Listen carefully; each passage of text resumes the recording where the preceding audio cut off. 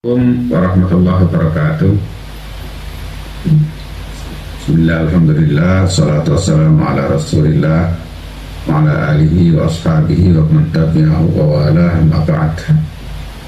Sama-sama kita hormati Pak Stafsus, Gus Alek, Pak Dirbina, Pak DN, Pak Moderator, Pak Slamet, Bapak-bapak, ibu-ibu, para pimpinan kloter. Alhamdulillah pada kesempatan pagi menjelang siang di waktu Jakarta, waktu Indonesia Timur sudah lewat tengah hari, dan waktu di Saudi itu masih baru bangun tidur mungkin ya teman-teman yang di sana. Kita berkoordinasi ya, dengan barokahnya ada teknologi ini sekarang kita lebih mudah untuk bisa berkoordinasi meskipun dengan tatap maya. Kemudian tidak mengurangi efektivitas dari koordinasi kita. Tadi sebagaimana pengantar dan baik dari Pak Slamet maupun dari Gus Alek, saya akan fokus pertama pada layanan konsumsi ya. Nah, ya inilah haji lah. Saya kira memang pernik-pernik haji itu luar biasa dan dinamikanya juga sangat cepat. Apa yang menurut kita merupakan sesuatu yang ideal ya, yang kita mengacu pada tahun lalu, sehingga kami khususnya konsumsi ini menyiapkan skema penyajian dan skema layanan berdasarkan data, karena memang sebenarnya kami sudah lama minta data sebenarnya dalam setiap kloter itu berapa jamaah sih yang memerlukan menu khusus lansia ya. Nah, karena memang itu juga tidak mudah untuk mendapatkan data real itu, maka kemudian tim kami menyiapkan ya sekitar 20% lah untuk setiap penyajian itu.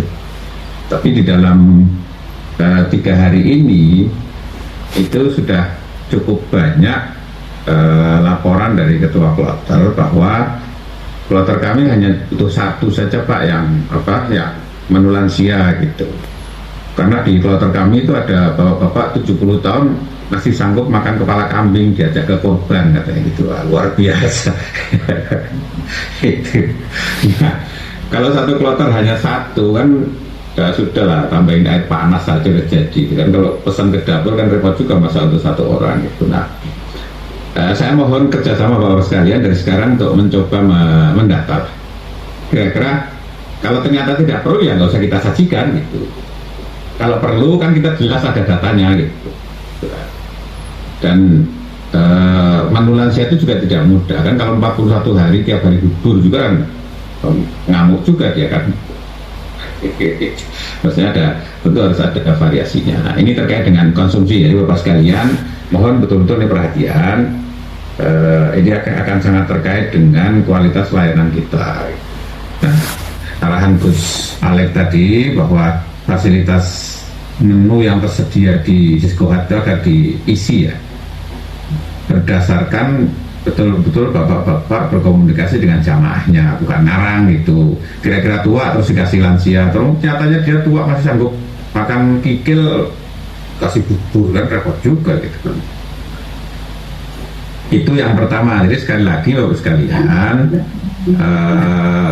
karena ini menyangkut tema layanan lansia, jadi mohon prioritas. Ini hal-hal sebenarnya sepele, tapi kalau kita abaikan justru akan menjadi persoalan yang besar. Nah, ini terkait layanan langsung derajat. Jadi mohon yang hadir di sini juga bisa menggedok tularkan kepada yang lain.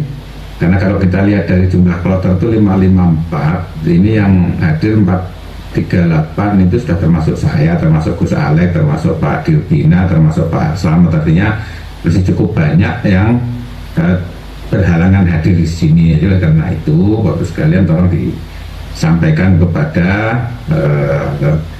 saudara-saudara kita yang lain yang kebetulan pada tahun ini diberikan amanah untuk mendampingi jamaah melalui kloter. Yang kedua,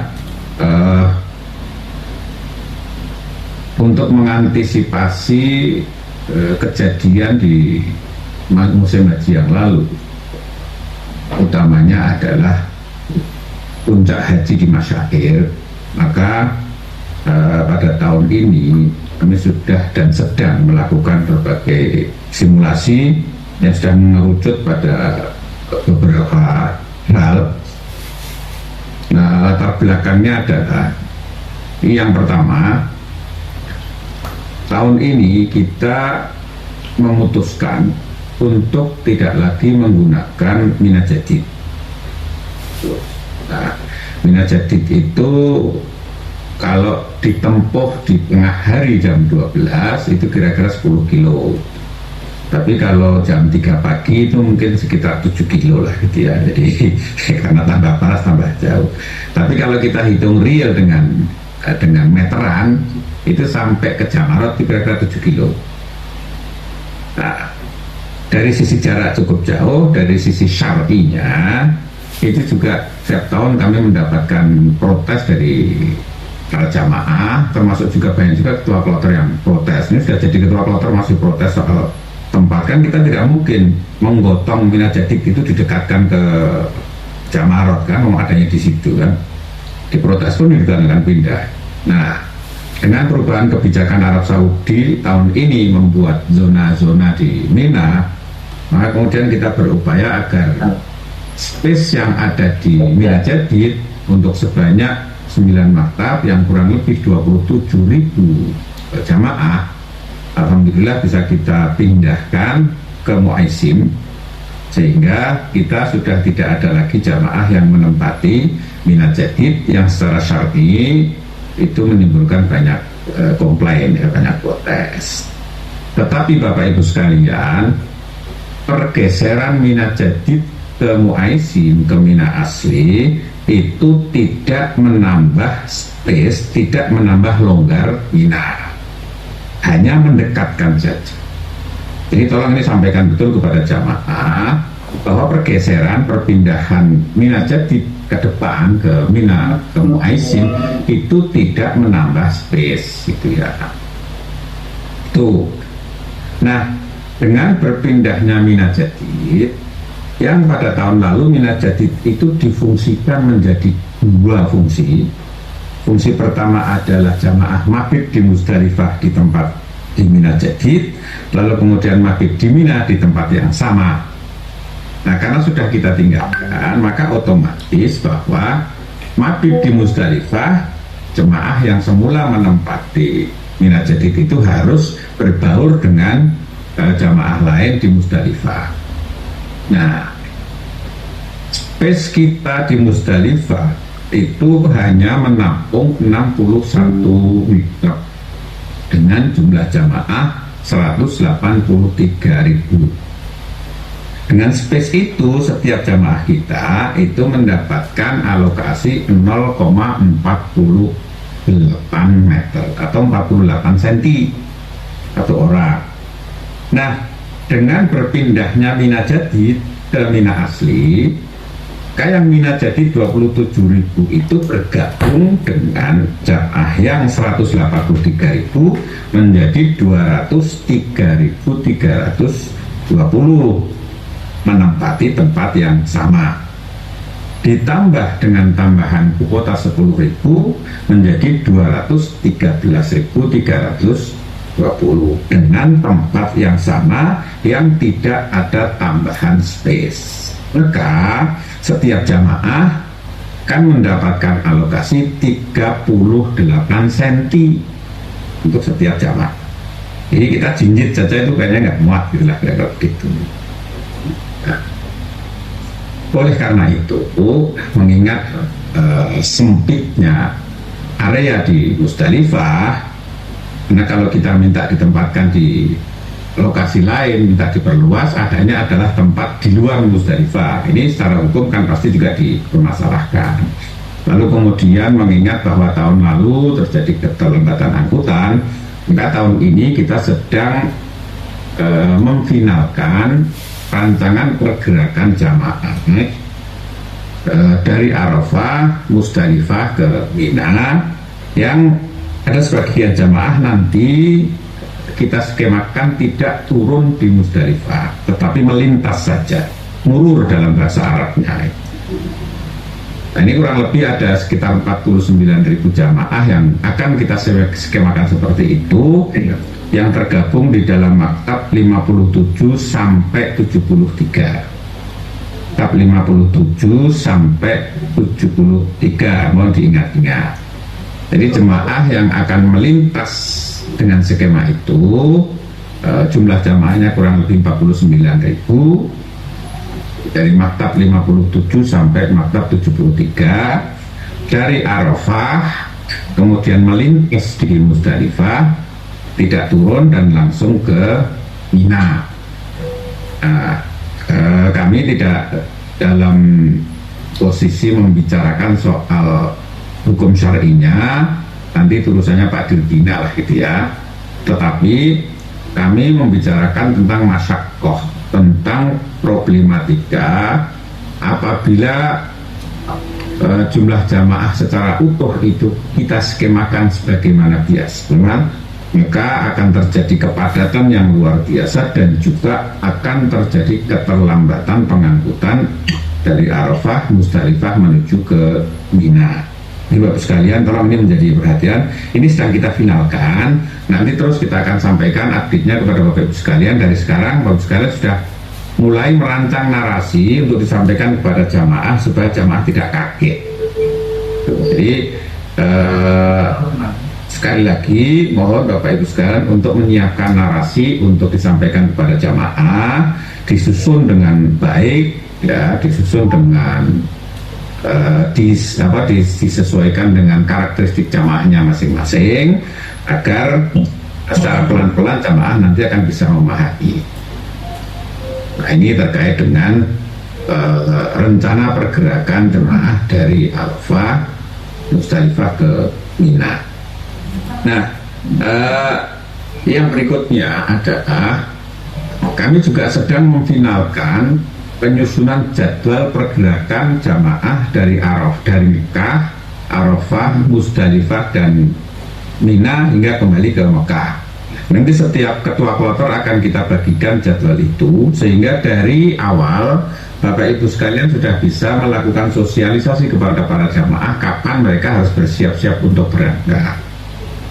Selama ini karena kita menunggu kumpulnya jamaah di Mekah, lalu kemudian kita buat pertemuan dengan menetap untuk setiap ketua kloter, itu ternyata kita membutuhkan waktu yang cukup banyak. Ketika pertemuan dengan maktab itu lebih banyak formalitasnya, dan jamaah banyak yang tidak memahami, sehingga jamaah yang mestinya berangkat jam 4 sore subuh-subuh sudah bersiap di lobi dan bahkan memenuhi jalanan.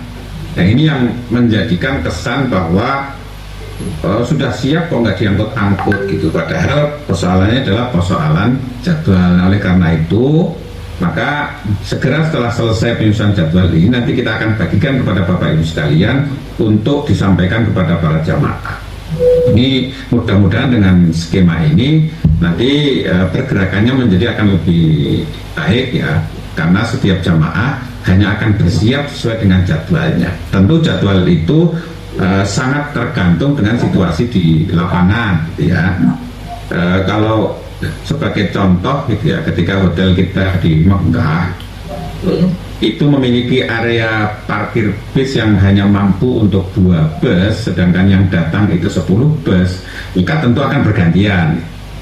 Berbeda dengan ketika hotel itu memiliki area parkir yang luas sehingga semua bus bisa datang. Nah, ini sangat tergantung dari itu, dan Bapak Ibu sekalian nanti bisa melihat dan membaca situasi real yang ada di hadapan Bapak Ibu sekalian. Nah, kemudian yang terakhir Bapak Ibu sekalian, situasi di Mina dengan tambahan kuota 10.000, dari total 213.320 yang dari awal sudah kita sampaikan bahwa perpindahan dari Mina Jadid ke Mina itu tidak menambah space. itu setiap jamaah mendapatkan alokasi space secara keseluruhan itu 0,83 cm. Nah, 83 cm itu kalau ukuran saya sih masih muat gitu. Tapi kalau ukuran yang berat badannya di atas 100 mungkin sudah lebih dari itu dia. Tentu ini juga harus menjadi perhatian dari awal Bapak Ibu sekalian. Mungkin sudah bisa membahas ini dengan para karu dan karom, dan juga mungkin dari pimpinan KPU yang ada di kloter Bapak Ibu sekalian. Seperti biasa yang sudah berpengalaman, karena tahun ini kita belum memutuskan untuk memandatorikan tanazul ya.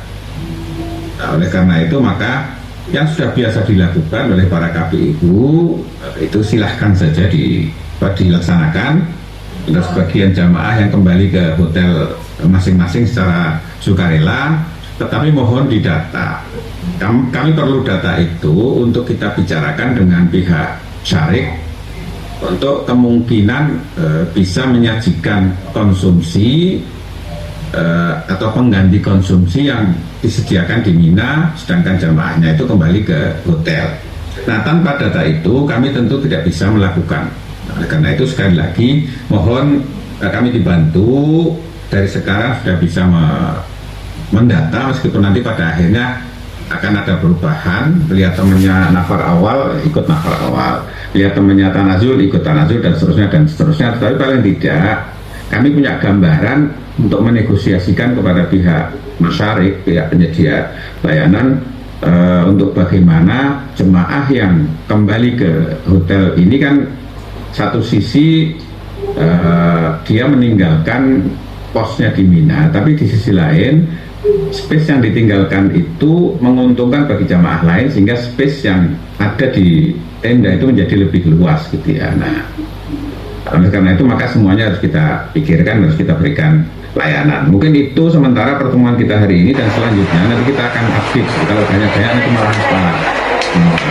Dan itu Pak Gus Alex ya, Pak Dilbina nanti soal perbedaan hukum itu, kalau kita sebagai direktur, sebagai pemerintah ya, hukmul hakim mulzim wa yarfa'ul khilaf, gitulah kira-kira. Terima kasih. Assalamualaikum warahmatullahi wabarakatuh.